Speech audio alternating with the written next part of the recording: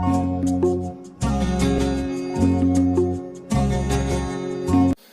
Friends,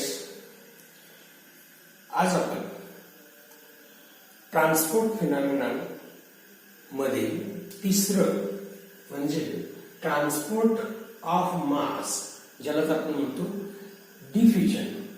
that is we are going to derive the expression for coefficient of viscosity. आपण म्हणूया की समजा की एका सिलेंडरमध्ये गॅस आहे आणि या सिलेंडरमधले गॅस मॉलिक्युल्स आहेत, यांचं कॉन्सन्ट्रेशन वेगवेगळं आहे. यांचं कॉन्सन्ट्रेशन वेगवेगळं आहे.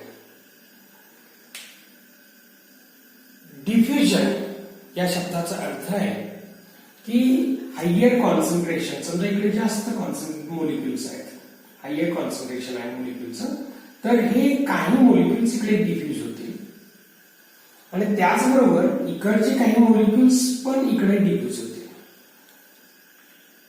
इथे आपल्याला काही वरती जाणारे मॉलिक्युल्स कमी असते कारण इकडे कॉन्सन्ट्रेशन कमी आहे आणि इकडे कॉन्सन्ट्रेशन वरती जास्त असल्यामुळे खाली येणारे जे मॉलिक्युल्स आहेत ते थोडेसे जास्त असते.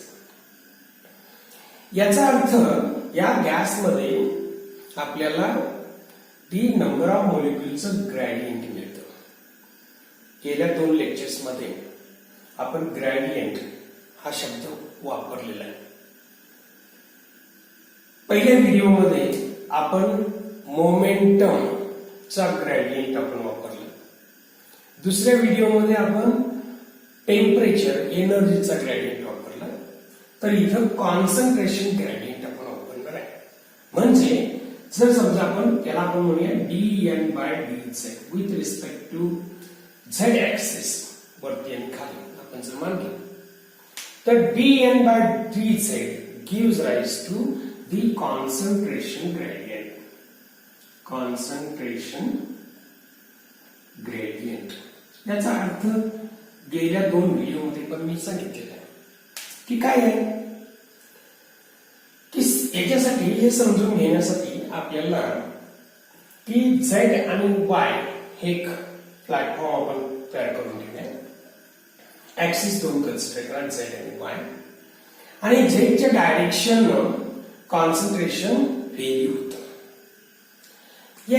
हे सर्व जे ऍक्सिस आहे ते ऍक्सिस या गॅस सिलेंडर मध्ये आहे आणि या गॅस सिलेंडर मध्ये आताच आपण सपोज केलेलं आहे की वरती कॉन्सन्ट्रेशन त्यांचं जास्त आहे आणि कॉन्सन्ट्रेशन कमी कमी कमी कमी होत खाली आले. इथे आपण एक सेंटर, एक लाईन आपण कन्सिडर करूया की त्या लाईनला आपण नाव देऊया 2 नंबर. त्याच्या खाली एक लाईन आहे, त्याला लेयर आहे. ऍक्च्युली ती लेयर आहे. लेयर म्हणजे फक्त लाईन नाही. Layer is like this.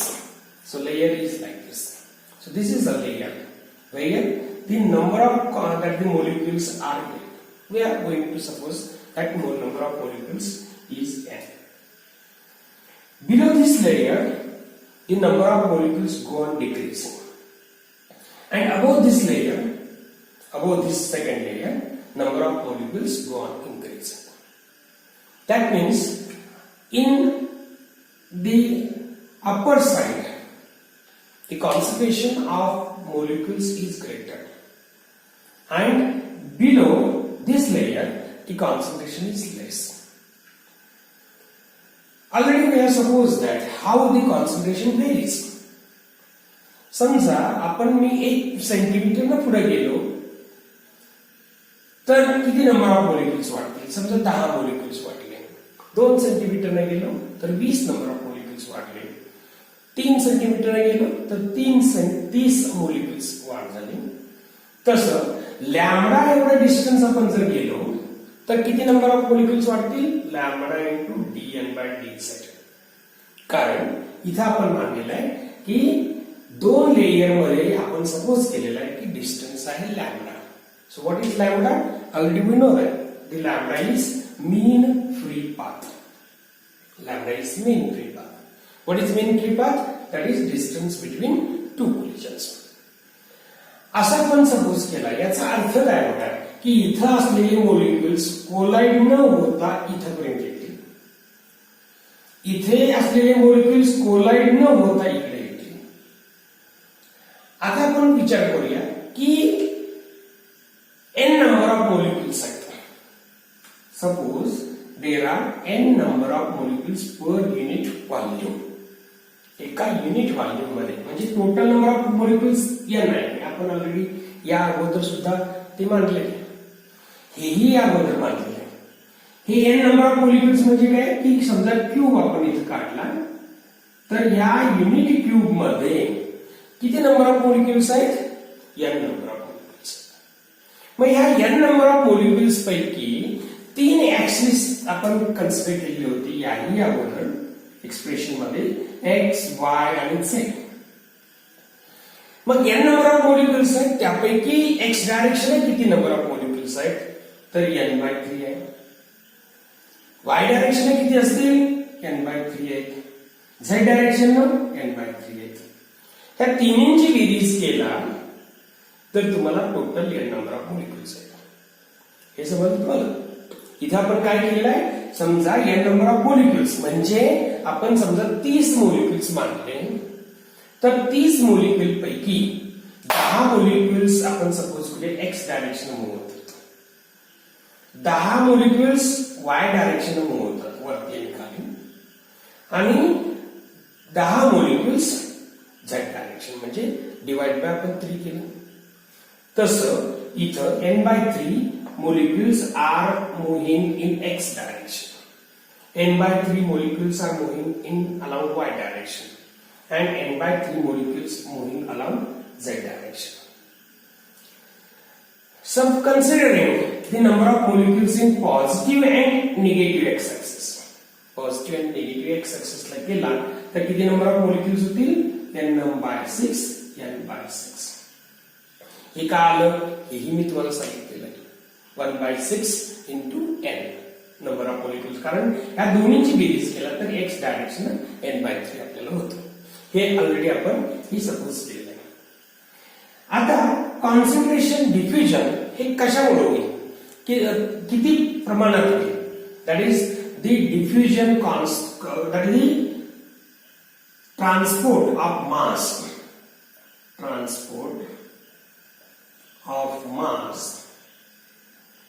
depends upon, that is it depends upon or directly proportional to the dN by dz, that is concentration gradient वर अवलंबून.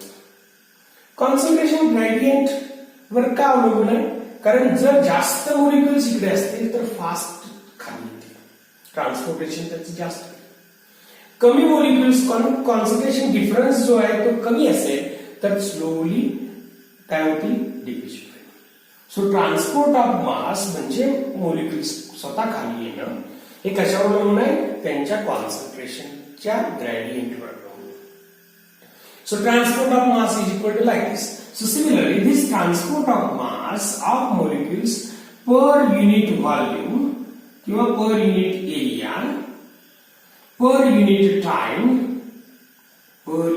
time is equal to transport of number of molecules per unit area per unit time is given by, that is proportionality constant आपण बाजूला काढूया आणि त्याचं आपल्याला proportionality constant घेऊया d, and this is dN by dz. हे समजलं का? So transport of one molecule is proportional to, that is the total proportional to dN by dz. हे proportionality constant आपण फक्त काढलं, इक्वल ठेवलं आणि त्याला proportionality constant ने मल्टिप्लाय केलं d.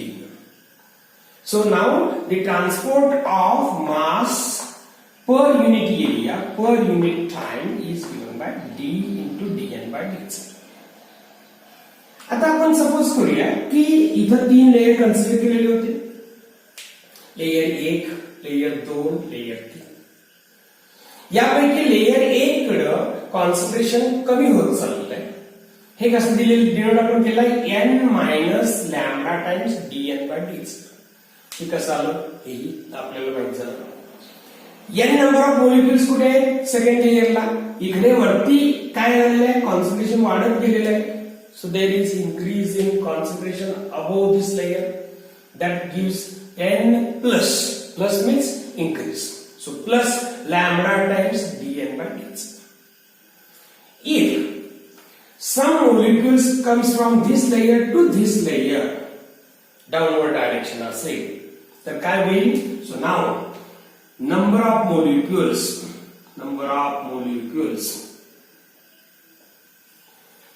in downward direction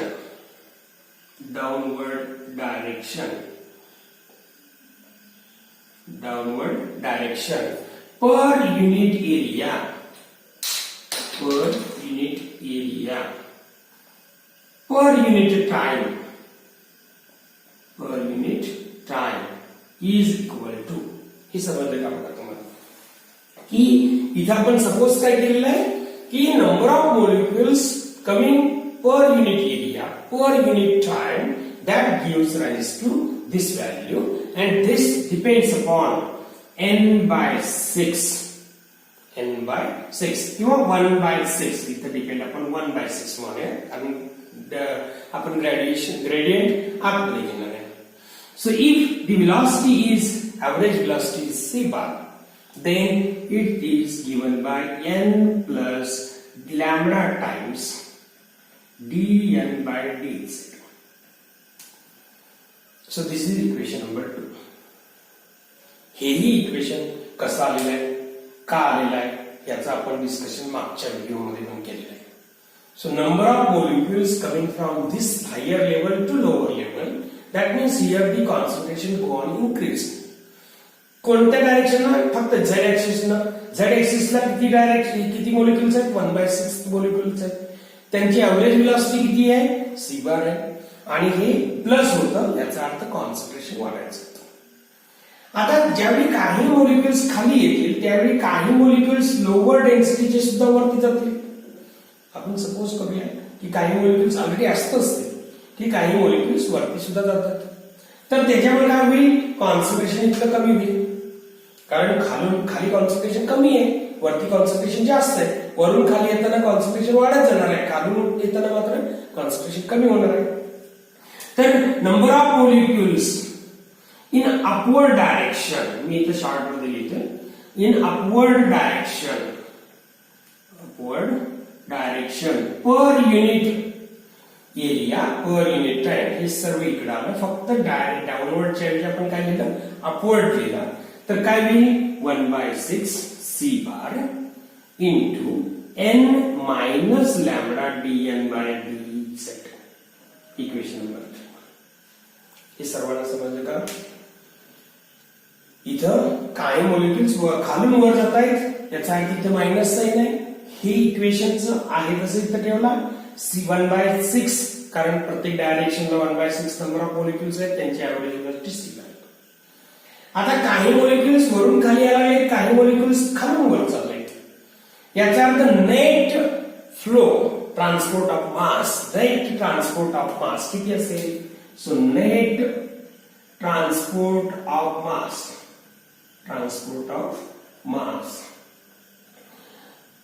is equal to, हे डाउनवर्ड मायनस अपवर्ड. हे डाउनवर्ड जास्त आहे, अपवर्ड कमी आहे. हे पण यांचं मायनस केला तर काय येईल? व ह्याच्यातील कॉमन काय येईल? सी बार. 1/6 सी बार कॉमन आहे. दिस ब्रॅकेट मायनस दिस ब्रॅकेट म्हणजे काय होईल बघा की इथे 1 plus lambda times dn by dz minus n minus lambda times dn by dz.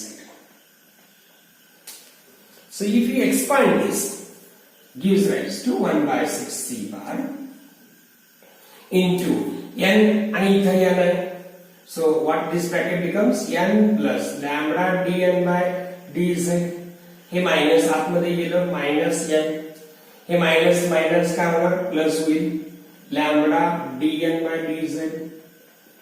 इथे n आणि n कॅन्सल होईल आणि आपल्याला काय मिळेल? 1/6 c bar into lambda times dn by dz, lambda times dn by dz, it gives rise to 2 times lambda dn by dz.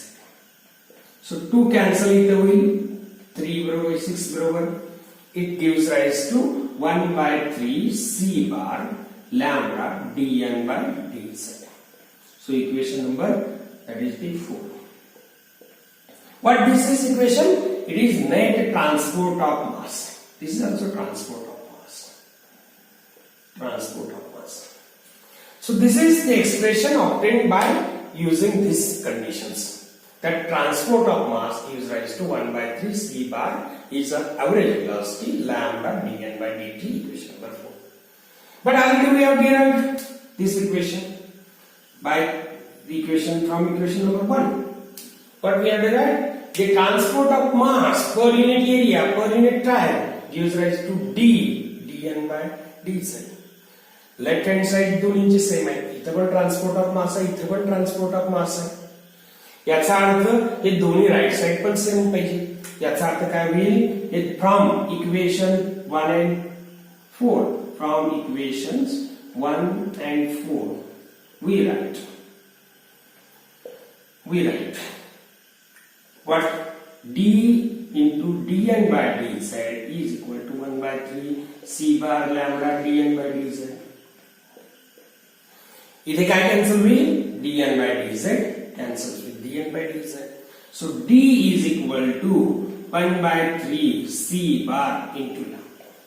This is the expression for the coefficient of diffusion.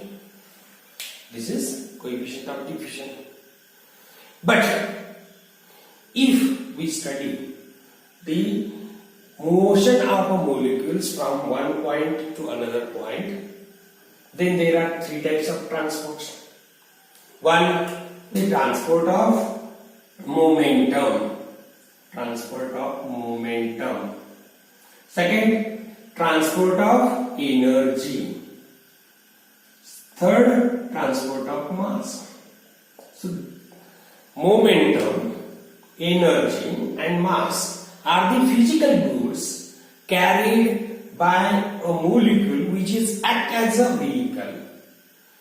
These are the goods carried by a molecule when it travel from one point to another. मग प्रत्येक वेळेला आपण expression बघितलेलं आहे की momentum साठी expression बघितलेलं आहे, एनर्जी साठी एक्सप्रेशन बघितलेलं आहे आणि आताच आपण डिराइव्ह केलेलं आहे मास साठी. मास यालाच आपण म्हणतो कोएफिशिएंट ऑफ डिफ्युजन. म्हणजेच हे डिफ्युजन साठी आपण एक्सप्रेशन बघितलं d is equal to 1 by 3 c bar lambda. So this is the expression for the coefficient of diffusion. आता याचं कोएफिशिएंट ऑफ डिफ्युजन म्हणजे मासचं याच्याशी काय रिलेशन आहे आणि याच्याशी काय रिलेशन आहे हेही आपण बघूया. हे सगळ्यांना समजलं असेल तर स्क्रीनशॉट घ्या आणि मग आपण पुढे जाऊया. ओके, तर आपण पुढे काय जायचंय की डी साठी आपण एक्सप्रेशन मिळवलं. समजा आपण याला इक्वेशन नंबर 5 म्हणूया. ऑलरेडी आपण ईटा साठी एक्सप्रेशन मिळवलेलं होतं.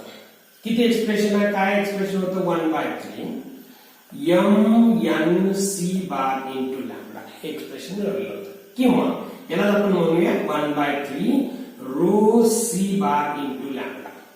रो काय आहे? Rho is density, that is m into lambda. हे आपण मिळवलं. So this is expression we already did in first. So now compare this expression with respect to this. What we get?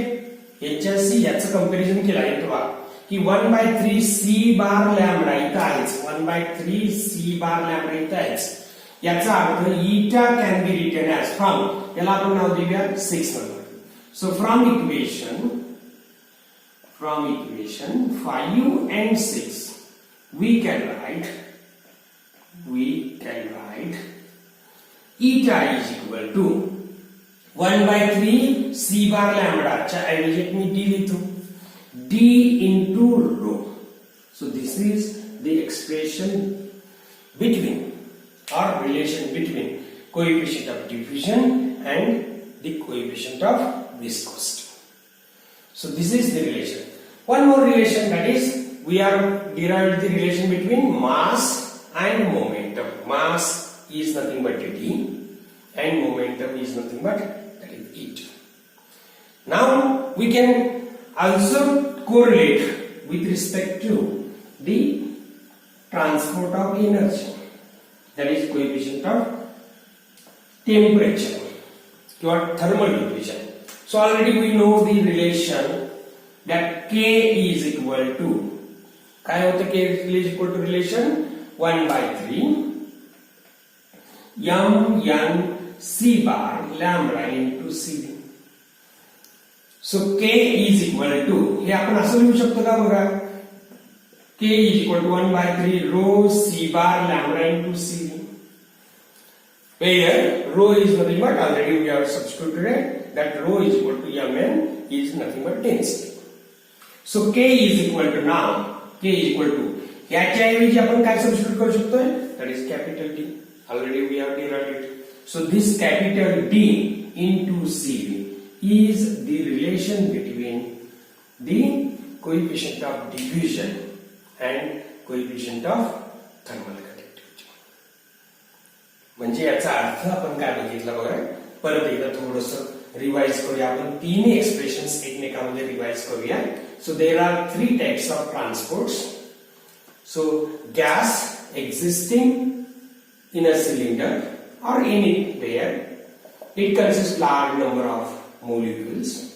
These molecules are randomly moving in different directions and they act as a vehicle and gives rise to phenomenon that is known as transport phenomenon.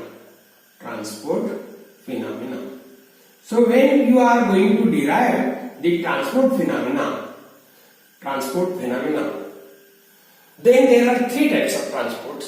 One, transport of momentum, transport of energy, transport of mass. Already derived the equation for transport of momentum, that is nothing but coefficient of viscosity. Transport of energy means coefficient of thermal conductivity, and transport of mass means coefficient of diffusion. So now when molecules goes from one point to another point, that carries the momentum, energy and mass. So now there is a relation between this viscosity, that is momentum and diffusion, mass, momentum and mass, mass and the thermal conductivity, coefficient of thermal conductivity. So that means when these gas molecules goes from one point to another point, that carries different types of the physical goods and helps to derive the relation for transport phenomena. So this is all about the three types of transportation, that is momentum, energy and mass. Thank you.